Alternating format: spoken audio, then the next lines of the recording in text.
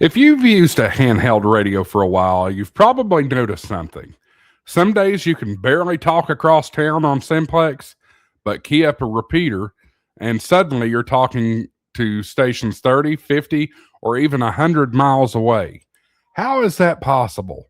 What exactly is a repeater, and why do you have to program things like offsets and PL tones? Let's talk about that on this episode of Ham Radio for Beginners on Ham Shack TV.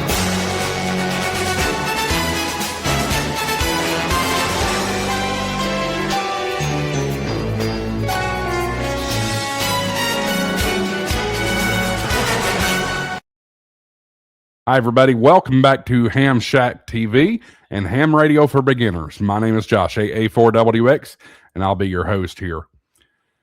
In our last video, we covered how to program a ham radio. Today, we're going a little bit deeper. We're going behind the scenes to understand how repeaters actually work. But before we get started, don't forget to check out Gigaparts, guys.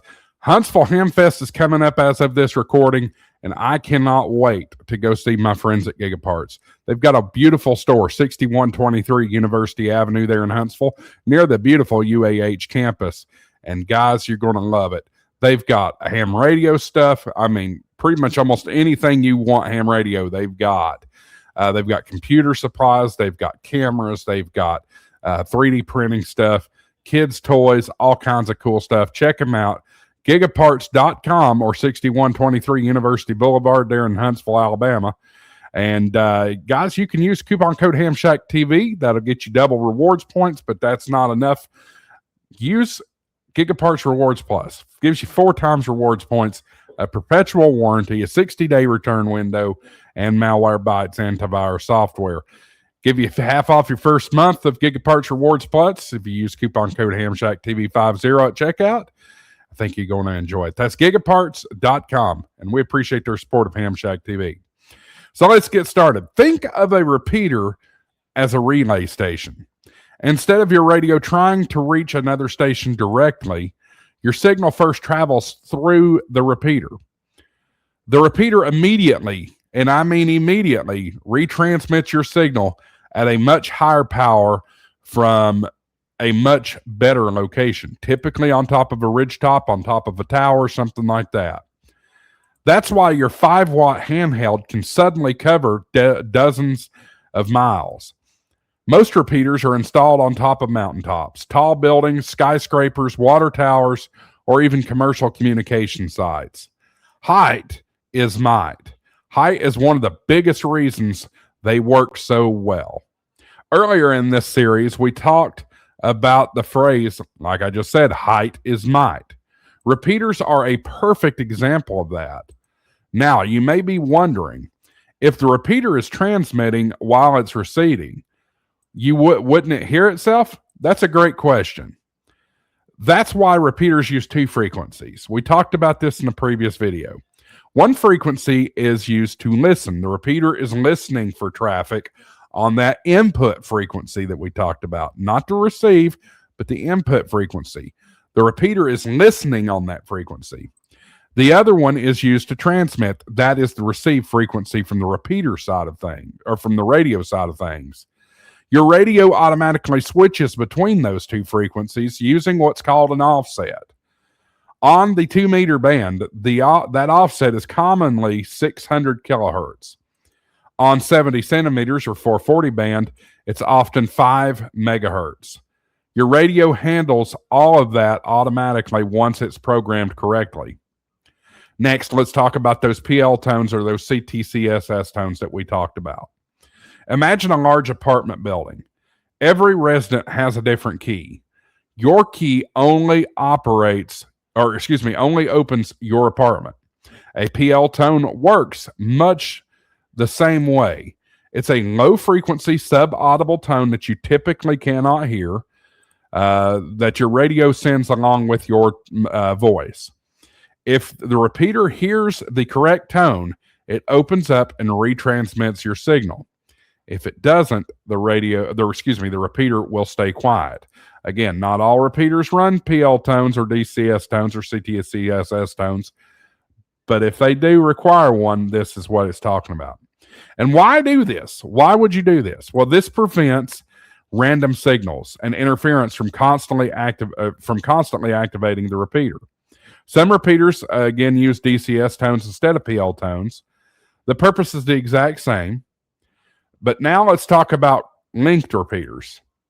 Some repeaters are connected through the internet, microwave links, or RF links.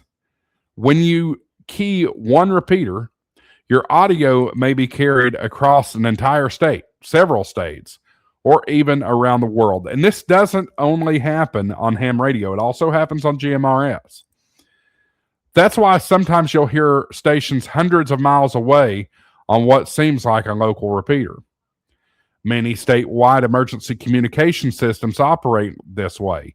You may have heard of, especially if you're in Tennessee, you may have heard of M-Tiers. M-Tiers has like 60-ish repeaters, I think, off the top of my head. I may be wrong on that number, but it's a lot of repeaters.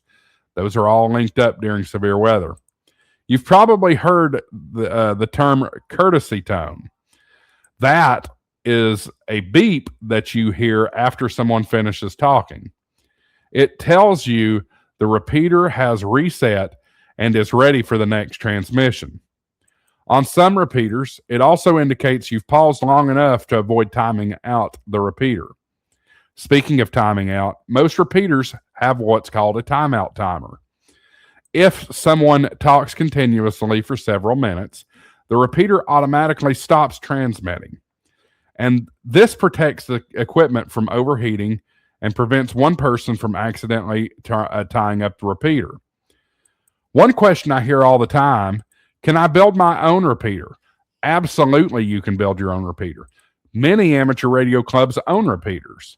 Some individuals even install repeaters for their communities. Of course, that involves much more equipment than simply buying another handheld radio. And it also involves a lot of money. Tower rent, power for your radio, like buying electricity for your radio set, your repeater system, internet if you're doing linking. So it can get very pricey to own a repeater. Finally, remember that repeaters are shared community resources. Always leave pauses between transmissions. Identify properly. The FCC says the beginning and the end of your QSO, along with every 10 minutes. You need to ID your station. AA4WX. You don't even have to say 4ID. I hear a lot of people say AA4WX ID, but just whatever is most comfortable, but you don't have to say ID. Listen before transmitting. Always, before you key up that radio, listen, because you don't want to step on someone.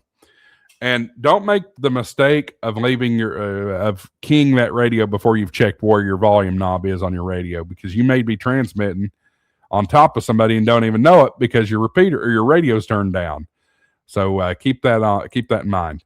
Always be courteous to other operators. Good operating habits keep repeaters enjoyable for everyone. Now, here's today's big takeaway. Sorry about that. Let's do this. Repeaters aren't magic.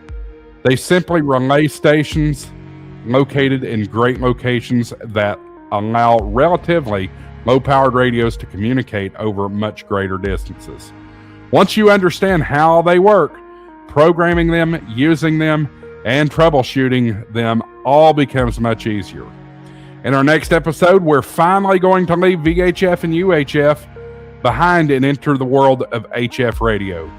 We'll explain what makes HF different and why people talk around the world, and what to expect when you make your very first HF contact, I should say. If you found this video helpful, give it a thumbs up, subscribe to Ham Shack TV, share it out with somebody that may be interested in becoming a new ham. Thanks for watching, guys. Go check out Gigaparts. I'm Josh, AA4WX. Thanks for watching. We'll see you in the next video. 73 AA4WX, WSEB 693.